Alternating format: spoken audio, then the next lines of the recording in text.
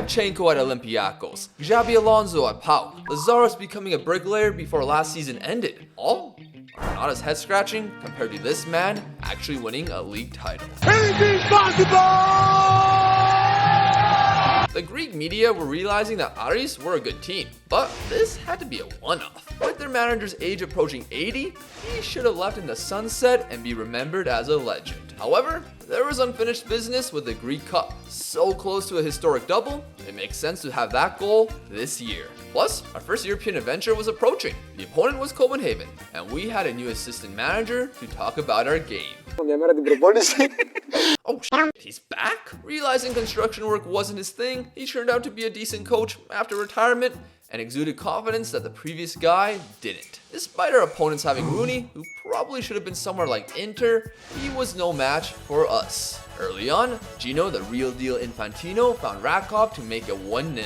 Copenhagen kept it close for a while, but towards the end, they collapsed. Rakov was for some reason taking a free kick, but it struck an arm, allowing Andre Gray to make it 2. Then, prior to the final whistle, Gino showed why he was the real deal. There's a very good argument that getting into the Europa League would competitively be better. However, we were in a financial mess, which the Champions League would clear. The transfers we made reflected that, since I only spent money on a single player, Kovacevic from Sukariki for 1.7 million. Another Serbian, which caused their national team to show interest in me.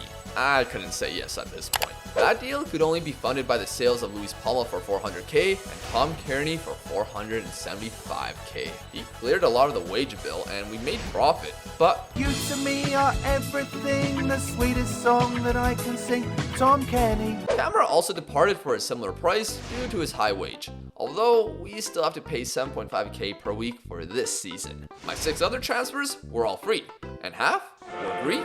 Vasilis Surlis to replace Tom, Kostas Galanopoulos to rotate in these 2 midfield roles, Dimitris Kermitsis on loan to have a homegrown play. He's not homegrown, what? Kamate because I thought, why not? Then prior to the second leg versus Copenhagen, 2 new starters arrived. Argentine Marcus Ledesma and Zuet rejected me on a 1k wage difference, and the new starting left back, Bernardo. The former Brighton player has barely played for the last few seasons, so in the following leg, we got cut apart, slashing our lead to 3-1.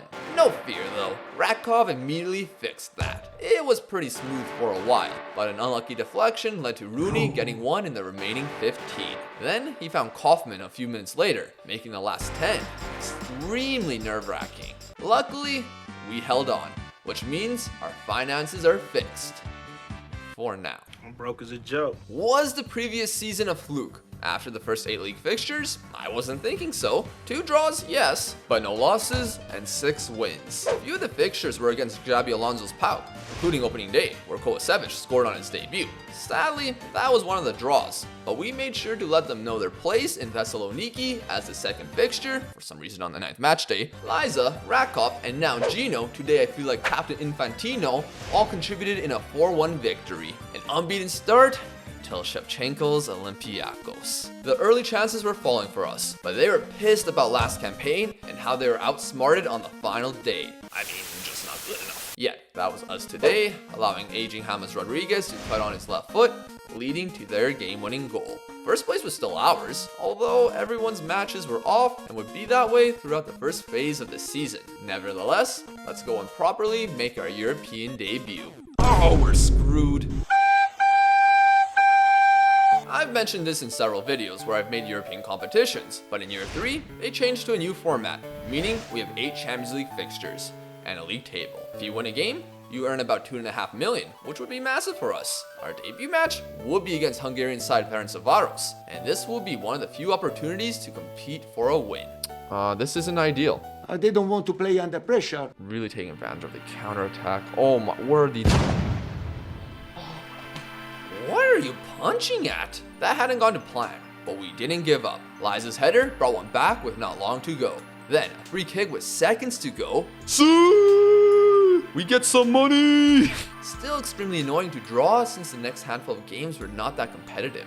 Shakhtar Donetsk thoroughly deserved a 1-0 victory where they missed some chances, including Shved getting stopped on a pen. Our first shot on target was in the 93rd minute, which says it all. Now Atletico Madrid at home, in this fixture, we're actually going toe-to-toe. Alvaro Morata. However, they lived up to their reputation as we lost 1-0 again. Conte's boring Tottenham, outside of handing them a gift, which they clearly didn't want, the match was even moving into the second half. Then, for some reason, we weren't marking their number one target off a set piece, and Bloody Jet Spence scored on us. Finally, a game we could actually win was next. Red Star Belgrade.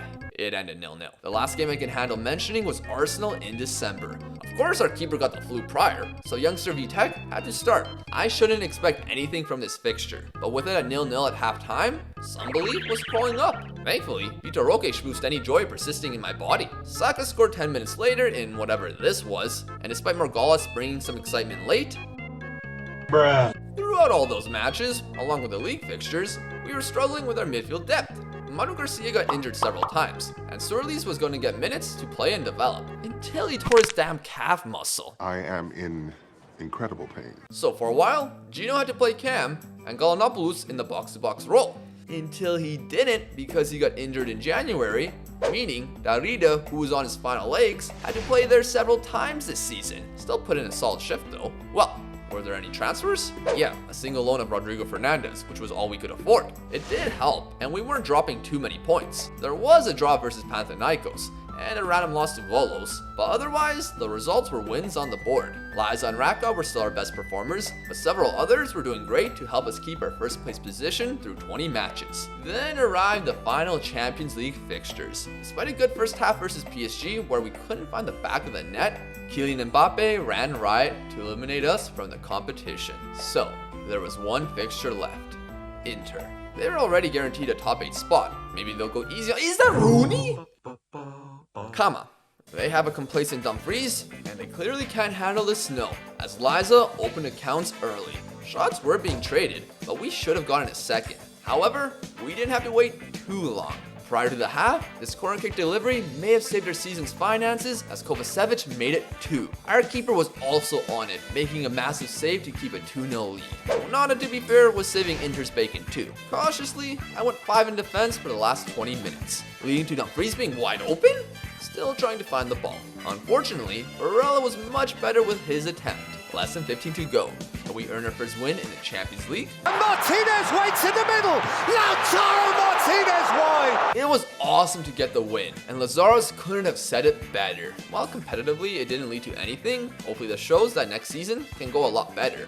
Oh, and the money. We've got to have money. Everything seemed chill in Thessaloniki, even with Olympiacos arriving in town. They and Ike were once again the main challengers for first place, but Kovacevic taking the lead off the corner must have enraged Shevchenko. Once again, it is snowy. Wait, I should have questioned this earlier. It snows in Greece? Regardless, Olympiacos were getting shut down, but a sudden bit of magic and luck equalized the fixture. Przemysław Szyminski continued to turn this game on its head. As 4 minutes from this near wonder goal, he nodded Olympiacos' second. This collapsed quickly, and a corner would seal the victory for them. Ike Athens would tie us on points, and thanks to a draw to Panathinaikos due to a latish Sporar goal, and somehow being kept out by Lamia, our top spot was no more. And despite earning 4 points against Ike throughout the campaign, we'd be the ones having to chase the league title. Plus, they were our Greek Cup opponents. Last season's final was in the past and wouldn't impact our run to the semifinals. Athens Kallithea nearly stunned us in the 6th round, but we overturned a 3-1 deficit in the latter leg thanks to a rack caught brace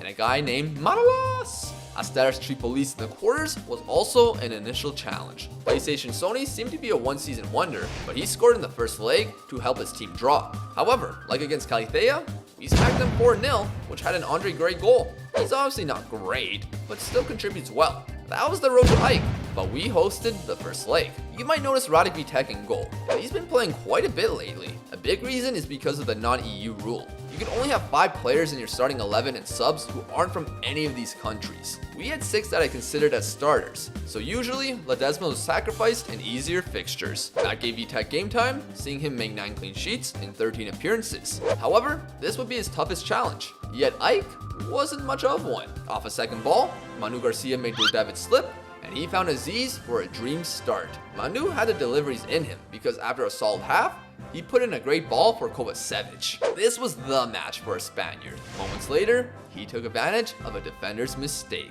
Manu! A class performance that gave Aris a 3-0 victory. Those leads are never safe though, but we weren't playing Olympiacos. Oh my gosh, that's an annoying goal. Okay, an awful first half, but Aris survived the Ike onslaught. Still, they kept coming, but Vitek made some big saves. Our opponents were unfortunate today, because Kovacevic would confirm the victory with a far post header, off to another final. But before that, let's see if we can catch up to them in the Greek Super League. Due to Ike's European adventure, we wouldn't know what the proper standings would be for a bit. They got smoked by Newcastle, but before they played in their first fixture in the championship group, we had 2 already played. Volos was first, and it was a back and forth affair. It's impressive with what they've done in their now 8th year as a football club, as both them and Ofi finished above PAOK, which would later see Volos get a European place. They were a challenge for us, as goals were being exchanged until it was 2-2. However, there's a few common themes throughout this video. In the 91st minute, Kovacevic scored the winner off a corner. He scored 11 in all competitions, but he's not done for today. Unfortunately, the Serbian wasn't fit for Olympiacos, but the team didn't miss him, as at the start, Percy Liza smashed the near post for the lead. Over 20 minutes later, the most unlikely of scorers did just that. Our left back, Maziku, who's only playing because Bernardo had to fill in at center back. I'ma say this quietly though, he kinda outperformed Bernardo at left back. A 2-0 lead was great, but the inevitable Olympiacos comeback did happen.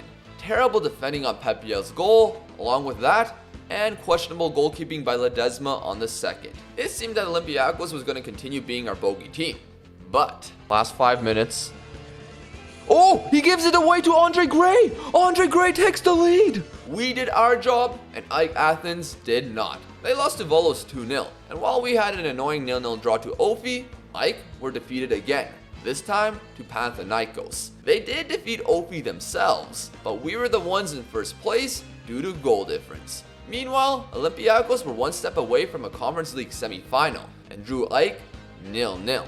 Hamas got a red card early in the following leg, ruining their hopes. We then told Panathinaikos to shush with a solid 2-0 victory. So, we meet with Ike again, and the result would shift the season in some direction. It initially shifted to Ike with a lasagna opener, then it returned with Rakov's smash hit, bouncing to Liza. Brian Teixeira got it to shift back towards Ike with weird defending. It returned again though, as Gallinopoulos found Rakov for the equalizer. All of this within 20 minutes. Add 6 more of those, and there would be a final shift towards us, and we wouldn't slow down.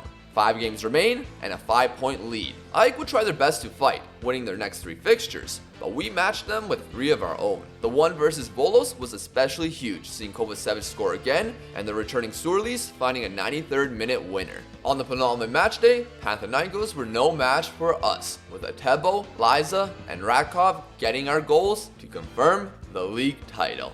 Not as dramatic or as dramatic as last year, but we improved on our point total to run it back to back.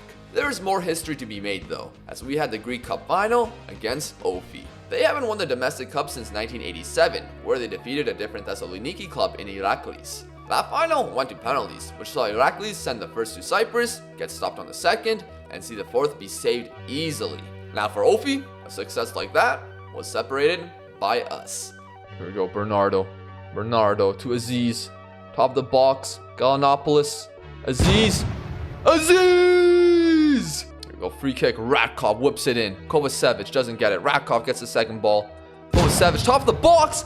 He decides to match Aziz with an even better strike. Outside the box is our friend today. Alright, first half is about to finish up. Oh, not yet. Aziz whips it in. Morgala makes it 3. Who needs strikers when you got center mids and center backs scoring goals for you? And there we go. The double was won. And while we didn't have anyone performing in a way that could knock Zeus off his pedestal, the effort all around was great to see. If you're asking, oh, is this save done? No, I'm actually enjoying success early for once. Why would I just stop?